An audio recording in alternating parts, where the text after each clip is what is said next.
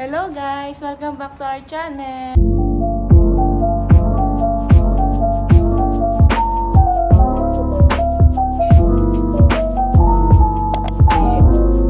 So for today's video, i-unbox po namin yung Airbot na nabili namin na vacuum.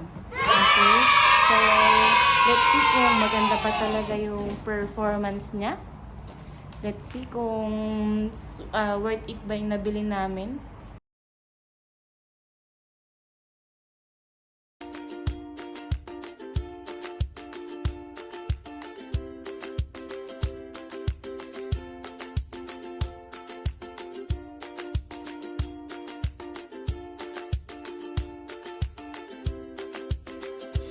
Actually, yung review niya 4.8/5 sa Lazada. Yon. Kulay red po ang kulay ng stick niya. Gaan. Ay, try. Oy, gaan nga. Airism, di ba? Airism series. If i-figure out muna ni Alan na assemble, then later, papakita namin yung performance niya rin. So, yan yung mga parts niya inside. Dyan. Yan yung hawakan niya. Okay. Siguro dun yung sa dust, collection ng dust. No? Okay. Mukha naman siyang easy build-in sa tingin mo.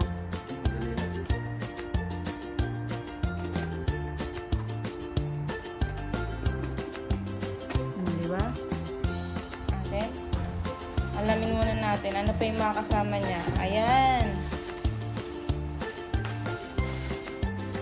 Actually sa Lazada, may nabibili nito, $12.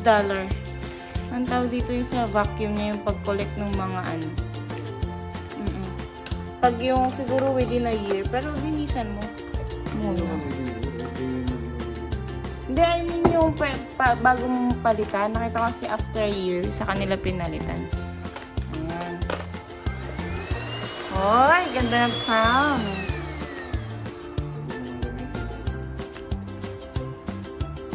I-build muna ni Alan, tapos pakita namin sa inyo.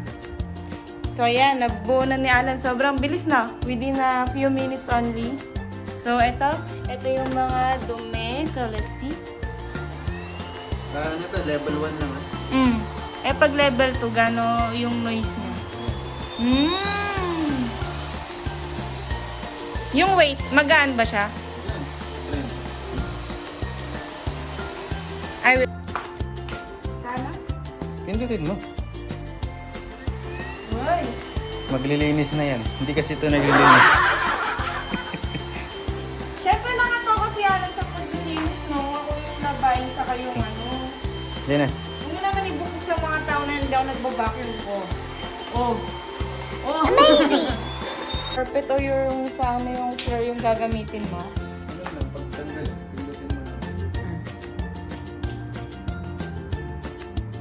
Sobrang affordable siya guys kasi unlike sabihin natin Dyson or any other brand na more than $200, $700, ito nabili namin siya is $76 and the usual price is $169. So I guess na abot kamay pa rin ang presyo. And worth it naman. Worth it ba, Lan? Check na check. Sobrang concentrate na. Iba naman yung ito yung charger niya, no?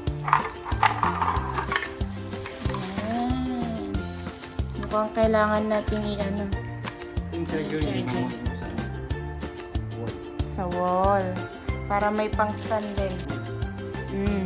Tapos ito guys, pwede yata sa car, ganun. Tapos pwede kang bumili rin ng additional na para sa bed mattress na paglinis. Usong-uso yan ngayon, lalo na sa Pilipinas. Yung nakikita ko yung yung mga artista sa mga cleaner, tapos inaano nila yung mattress gamit yung sa vacuum. So, pwede rin yan, nagagawa rin yan ng Airbot na yan. Airbot Supersonic.